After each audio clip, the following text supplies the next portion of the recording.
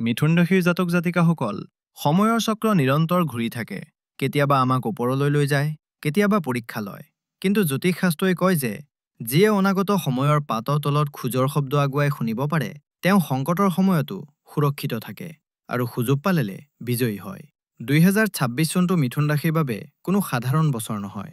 ই এখন দাপোনৰ দৰে, যিয়ে আপোনাৰ আচৰণ শক্তি আৰু আপোনাৰ অদেখা সীমাবোৰক পোহৰলৈ আনিব। যদি আপোনাৰ ৰাশি বা লগ্ন মিথুন হয়, তেন্তে জানুৱাৰীৰ পৰা মাৰ্চ 2026 লৈকে এই 90টা দিনে আপোনাৰ জীৱনৰ দিশ সলনি কৰি দিব পাৰে। এইটো কোনো অনুমান নহয়, গ্ৰহবোৰৰ গণনা বা অৱস্থানে নিজে এই সংকেত দি আছে। অনাগত মাহবোৰত উগ্ৰ ৰাহু সক্ৰিয় হ'ব, জানুৱাৰীত এটা বিপৰীত ৰাজযোগ গঠন হ'ব আৰু ফেব্ৰুৱাৰীৰ গ্ৰহণে কেৰিয়াৰ আৰু স্বাস্থ্যক জোকাৰি যাব পাৰে। কিন্তু য'ত প্ৰত্যাহ্বান আছে তাতেই প্ৰতিকাৰো আছে। ফটিকিৰিৰ ব্যৱহাৰ, তুলসীৰ সেৱা আৰু কিছুমান নিৰ্দিষ্ট অনুশাসনে আপোনাক সুৰক্ষিত কৰি ৰাখিব। 2026 চনে মিথুন ৰাশিক এটা বাৰ্তা দিছে, নতুন শক্তি আৰু নতুন পৰিচয়। কিন্তু প্ৰথমে গতি কম কৰক, প্ৰক্ৰিয়াটো বুজি লওক আৰু তাৰ পিছত নিৰ্ণায়ক পদক্ষেপ গ্ৰহণ কৰক। আহক এতিয়া এই 3টা মাহৰ ডাঙৰ ছবিখনক বহলাই আলোচনা কৰোঁ। পোনপ্ৰথমে লগ্নত দেৱগুৰু বৃহস্পতিৰ অৱস্থান। এইটো আপোনাৰ বাবে আটাইতকৈ ডাঙৰ আশীৰ্বাদ। দেৱগুৰু বৃহস্পতি, যি আপোনাৰ দশমপতি, তেওঁ আপোনাৰ লগ্নত আছে। যেতিয়া গুৰু লগ্নত থাকে, তেতিয়া তেওঁ গংগাজলৰ দৰে কাম কৰে। যিদৰে গংগাজল কেতিয়াও বেয়া নহয়, ঠিক তেনেদৰে গুৰুৱে আপোনাৰ বুদ্ধি আৰু স্বাস্থ্যক বেয়া হোৱাৰ পৰা ৰক্ষা কৰিব। যদিও 11 মাৰ্চলৈকে তেওঁ অলপ ধীৰ গতিত চলিব, কিন্তু তেওঁ আপোনাৰ লগতে আছে। দ্বিতীয় ডাঙৰ কথাটো হ'ল ভাগ্যস্থানত বহি থকা নিয়ন্ত্ৰণহীন ৰাহু। ইয়াত কাহিনীয়ে অলপ বেলেগ মোৰ লয়। ৰাহু আপোনাৰ 9ম ঘৰত বহি আছে আৰু তেওঁ শতভিসা নক্ষত্ৰত আছে। তথ্যই কয় যে শতভিসা নক্ষত্ৰত ৰাহু নিয়ন্ত্ৰণহীন হৈ পৰে। কল্পনা কৰকচোন এটা বনৰীয়া ঘোঁৰা যাৰ কোনো লেকাম নাই। ৰাহু ঠিক তেনেকুৱাই। ইয়াৰ ফলাফল কি হ'ব? ইয়াৰ ফলত জীৱনত আকস্মিকতা আহিব, হঠাৎ পইচা আহিব, হঠাৎ বিয়াৰ সম্বন্ধ আহিব, হঠাৎ চাকৰিৰ অফাৰ আহিব। কিন্তু মনত ৰাখিব, ৰাহু বৰ দুষ্ট। যদি আপুনি ধ্যান নিদিয়ে, তেন্তে তেওঁ হঠাৎ হৈ থকা কাম এটাও বেয়া কৰিব পাৰে। তৃতীয় মুখ্য কথাটো হ'ল শনিৰ কঠোৰ দৃষ্টি।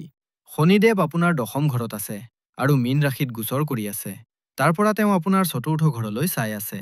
ইয়াৰ অৰ্থ পৰিষ্কাৰ যে কেৰিয়াৰত উন্নতি হ'ব, কিন্তু সেই উন্নতি সংগ্ৰাম আৰু কঠোৰ পৰিশ্ৰমৰ পিছতহে পোৱা যাব।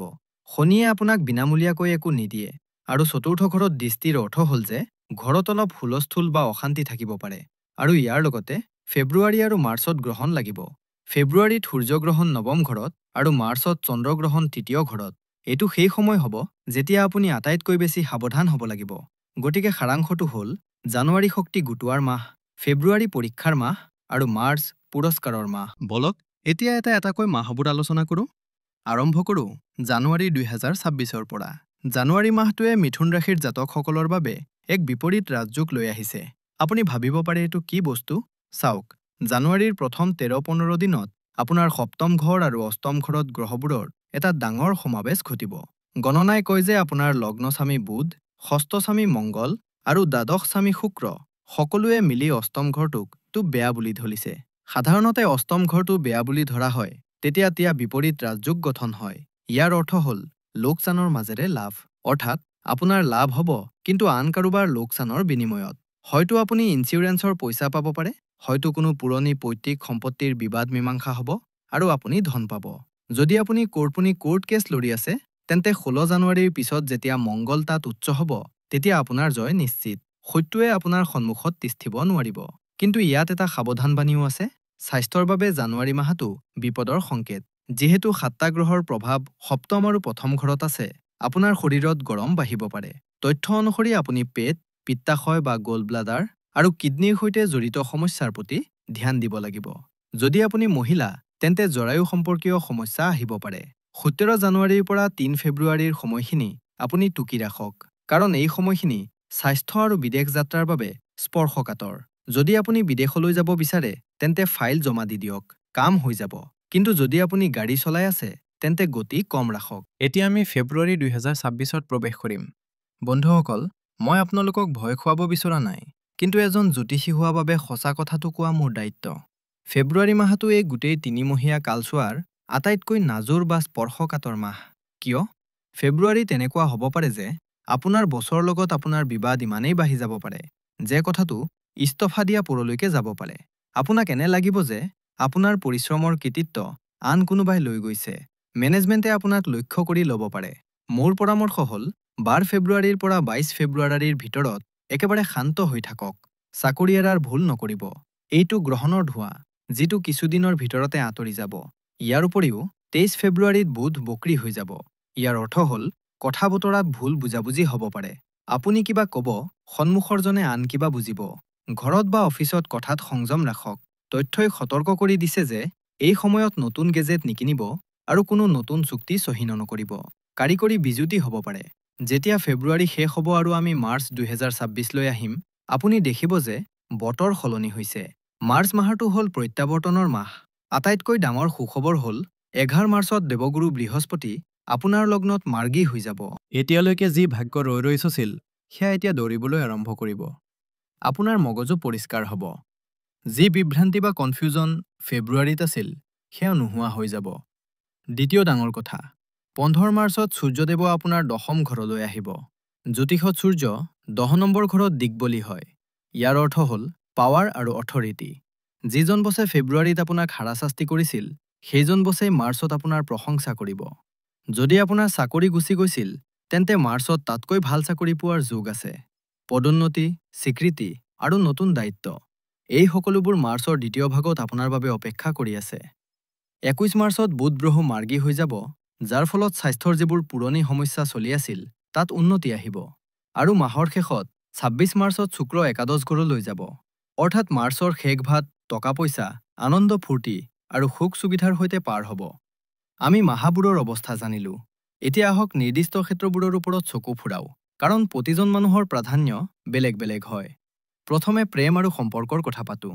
জানুৱাৰী আৰু ফেব্ৰুৱাৰী অলপ জটিল। যদি আপুনি বিবাহিত, তেন্তে সপ্তম ঘৰত বহুতো গ্ৰহ থকাৰ বাবে আৰু মংগলৰ প্ৰভাৱে অহংকাৰৰ সংঘাত সৃষ্টি কৰিব পাৰে। সৰু কথাৰ পৰা ডাঙৰ কাজিয়া হ'ব পাৰে। কিন্তু অবিবাহিতসকলৰ বাবে এই 2-3 মাহ কোনো বৰদানতকৈ কম নহয়। কাৰণ গুৰু লগ্নত বহি সপ্তম ঘৰটোলৈ চাই আছে, সেই বিবাহযোগ প্ৰবল। আমাৰ দাতাসমূহে কয় যে মে-জুনলৈকে বিয়া হোৱাৰ মজবুত যোগ আছে। কিন্তু সম্বন্ধ আৰু কথা বতৰা জানুৱাৰীৰ পৰা মাৰ্চৰ ভিতৰতেই পকা হ'ব। গতিকে যদি কোনো সম্বন্ধ আহে, তেন্তে তাক মানা নকৰিব। ভালদৰে পৰীক্ষা কৰি চাব। এতিয়া কথা পাতোঁ আমাৰ মাতৃ আৰু ভগ্নীসকলৰ, যিসকল ঘৰৰ ভেটি স্বৰূপ, অৰ্থাৎ আমাৰ গৃহিণীসকল। আপোনালোকৰ বাবে এই 3 মাহে অলপ মিশ্ৰিত ফলাফল লৈ আহিছে। মন দি শুনিব। প্ৰথমে সুখৰ খবৰ। যিহেতু দেৱগুৰু বৃহস্পতি আপোনাৰ লগ্নত বহি আছে, আপোনাৰ মন ধৰ্মীয় কামত বহিব। আপোনাৰ ঘৰত মাংগলিক কাম হোৱাৰ সম্পূৰ্ণ যোগ আছে। কোনো পূজা, পাঠ বা সৰু অনুষ্ঠান হ'ব পাৰে, যিয়ে ঘৰৰ পৰিৱেশ আনন্দময় কৰি তুলিব। কিন্তু প্ৰত্যাহ্বান ক'ত আছে? শনিদেৱৰ দৃষ্টি আপোনাৰ 4ৰ্থ ঘৰত পৰিছে। আমাৰ দাতাসমূহে ইয়াক হুলস্থুল বা অস্থিৰতা বুলি কৈছে। ইয়াৰ অৰ্থ হ'ল যে আপুনি ঘৰৰ বাবে হাড়ভঙা পৰিশ্ৰম কৰিব, কিন্তু হয়তো আপুনি সেই শলাগ বা প্ৰশংসা নাপাব, যাৰ আপুনি যোগ্য। আপোনাক কেতিয়াবা এনে লাগিব যে সকলোখিনি আপুনিয়েই চম্ভালিব লগা হৈছে আৰু কোনেও আপোনাক সহায় কৰা নাই। ঘৰত সৰু-সুৰা কথাত মানসিক শান্তি ভংগ হ'ব পাৰে। স্বাস্থ্যৰ কথা ক'বলৈ গ'লে আমি আগতে উল্লেখ কৰিছোঁ, জানুৱাৰীৰ মাজভাগৰ পৰা ফেব্ৰুৱাৰীৰ ভিতৰত আপুনি আপোনাৰ স্বাস্থ্যৰ বিশেষ যত্ন ল'ব লাগিব। বিশেষকৈ জৰায়ু, অভাৰী আৰু হৰম'নজনিত সমস্যাৰ কথা উল্লেখ কৰা হৈছে। যদি আপুনি কোনো ধৰণৰ অসুবিধা অনুভৱ কৰে, তেন্তে পিছত দেখুৱাম বুলি অৱহেলা নকৰিব। লগে লগে ডাক্তৰৰ পৰামৰ্শ লওক। আৰু এটা জৰুৰী কথা, ফেব্ৰুৱাৰীত যেতিয়া বুধ বক্ৰী হ'ব, তেতিয়া জিভা পিছলিব পাৰে। হ'ব পাৰে আপুনি শহুৰৰ ফালৰ মানুহ বা স্বামীক খঙত কিবা এনে কথা কৈ পেলালে, যিটো আপুনি ক'ব বিচৰা নাছিল, যাৰ ফলত ঘৰৰ পৰিৱেশ বেয়া হ'ব পাৰে। শনিৰ বাবে ঘৰৰ খৰচো বাঢ়িব পাৰে। গতিকে বাজেটৰ ওপৰত চকু ৰাখিব। আপোনাৰ বাবে আটাইতকৈ ডাঙৰ প্ৰতিকাৰ হ'ল তুলসী সেৱা। ঘৰত যি জুপি তুলসী আছে, তেওঁৰ ওচৰত সদায় ঘিউৰ চাকি জ্বলাব। ই আপোনাৰ ঘৰৰ নেতিবাচক শক্তিক শুহি ল'ব। এতিয়া ছাত্ৰ-ছাত্ৰীসকলৰ কথা পাতোঁ। ষ্টুডেণ্টসকলৰ বাবে পঞ্চম ঘৰত গুৰুৰ দৃষ্টি আৰু ৰাহুৰ দৃষ্টি দুয়োটাই আছে। গুৰুৱে কয় পঢ়া-শুনা কৰা, ৰাহুৱে কয় চমু ৰাস্তা বিচাৰা। কিন্তু সামগ্ৰিকভাৱে ফলাফল ইতিবাচক। বিশেষকৈ যিসকল ছাত্ৰ-ছাত্ৰীয়ে বিদেশলৈ যাব বিচাৰে, তেওঁলোকৰ বাবে ফেব্ৰুৱাৰী মাহটো আটাইতকৈ উত্তম। ভিছাৰ বাবে চেষ্টা কৰক। টকা-পইচা বা ধনৰ ক্ষেত্ৰত গুৰুৰ লগ্নত থকাটোৱে লগাৰতাৰ পইচা অহাৰ ইংগিত দিয়ে। কিন্তু আৰ্দ্ৰা নক্ষত্ৰৰ লোকসকলে সাৱধান হ'ব লাগিব। দাতা মতে আৰ্দ্ৰাৰ কিছুমান চৰণত চুৰি আৰু প্ৰবঞ্চনাৰ আশংকা আছে। সেয়েহে অচিনাকি মানুহৰ ওপৰত টকাৰ লেনদেনত ভৰসা নকৰিব। কিন্তু হয়, সম্পত্তি কিনিবলৈ বা বিক্ৰী কৰিবলৈ মাৰ্চ মাহতো শুভ হ'ব, কাৰণ চতুৰ্থ ঘৰৰ স্বামী বুধ মাৰ্গী হৈ যাব। এতিয়া মই অলপ গভীৰলৈ যাব বিচাৰিছোঁ। মিথুন ৰাশিত ৩টা মুখ্য নক্ষত্ৰ থাকে। আহক চাওঁ আপোনাৰ নক্ষত্ৰ অনুসৰি ২০২৬ চনটো কেনেকুৱা হ'ব। যদি আপুনি মৃগশিৰা নক্ষত্ৰৰ অন্তিম ২টা চৰণত জন্মগ্ৰহণ কৰিছে, তেন্তে আপোনাৰ স্বামী মংগল। আপুনি শাৰীৰিক ক্ৰিয়াকলাপ পচন্দ কৰে। আপোনাৰ বাবে ভৱিষ্যতবাণীয়ে যে জানুৱাৰীত আপুনি স্বাস্থ্যৰ যত্ন ল'ব লাগিব, কিন্তু যি আৰ্থিক বোজা যোৱা বছৰ আছিল, সেয়া এই ৩ মাহত কম হ'বলৈ আৰম্ভ কৰিব। যদি আপুনি আৰ্দ্ৰা নক্ষত্ৰৰ, তেন্তে আপোনাৰ স্বামী ৰাহু, আৰু ৰাহু এই সময়ত সক্ৰিয় হৈ আছে। আপোনাৰ বাবে হঠাৎ ধন লাভৰ যোগ আছে। চতুৰ্থ চৰণৰ লোকসকলৰ বাবে সম্পদ বাঢ়িব, কিন্তু ষষ্ঠ আৰু সপ্তম চৰণৰ লোকসকলে প্ৰবঞ্চনা বা ঠগবাজিৰ পৰা বাচি থাকিব লাগিব। আপুনি গৱেষণা, IT বা মেডিকেল ফিল্ডত ভাল ফলাফল দেখুৱাব। আৰু যদি আপুনি পুনৰ্বসু নক্ষত্ৰৰ প্ৰথম 3টা চৰণত পৰে, তেন্তে আপোনাৰ স্বামী গুৰু। আপোনাৰ বাবে এই সময় জ্ঞান আৰু সন্মানৰ। শিক্ষকতা, বেংকিং বা ন্যায় বিভাগৰ সৈতে জড়িত লোকসকলে মাৰ্চত প্ৰমোচন পাব পাৰে। আপোনাৰ স্বভাৱ ধৰ্মীয় হ'ব। বন্ধুসকল, সমস্যা আছে যদি সমাধানো আছে। আমাৰ হাতত যি তথ্য বা ডাটা আছে, তাৰ আধাৰত এই কেইটামান সিদ্ধ প্ৰতিকাৰ বা উপায় আছে, যি আপুনি এই 3 মাহত নিশ্চিতভাৱে কৰা উচিত। আটাইতকৈ প্ৰথম উপায়টো হ'ল গণেশ উপাসনা। যিহেতু কেতু ৩য় ঘৰত আছে আৰু বুধ বক্ৰী হ'ব, আপুনি ভগৱান গণেশৰ শৰণ লোৱা উচিত। প্ৰতি বুধবাৰে গণেশক দুবৰি বন আগবঢ়াব। যদি সম্ভৱ হয়, মোদক বা গাখীৰেৰে বনোৱা মিঠাইৰ ভোগ লগাব আৰু একদন্তাই নমঃ মন্ত্ৰ ১০৮ বাৰ জপ কৰিব। দ্বিতীয় উপায়টো হ'ল সূৰ্য ৰাহু গ্ৰহণ দোষৰ বাবে।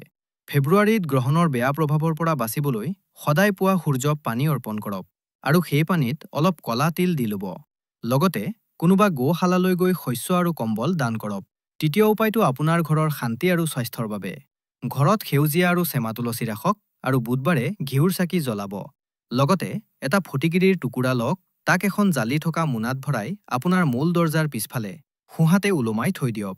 ই নেতিবাচক শক্তিক ঘৰত সোমাব নিদিব। আৰু চতুৰ্থ উপায়, যিহেতু মংগল অষ্টম ঘৰত আছে, শিৱলিংগত গাখীৰ, কলা তিল আৰু চেনি মিহলাই অভিষেক কৰক। ইয়াৰ দ্বাৰা দুৰ্ঘটনা আৰু অস্ত্ৰোপচাৰ বা চাৰ্জাৰীৰ আশংকা আঁতৰি যাব। শেষত এটা মূল মন্ত্ৰ মনত ৰাখিব।